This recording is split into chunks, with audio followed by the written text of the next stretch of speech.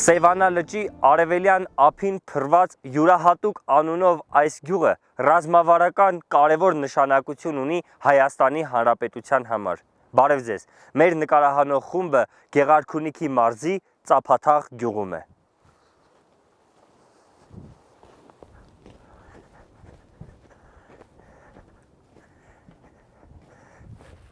Բարև ձեզ։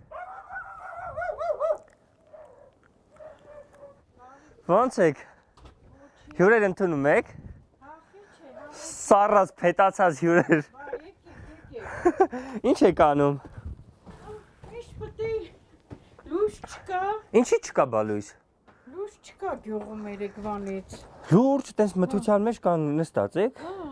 Ինչ հետաքրքիր է ձեր գյուղի առօրյան։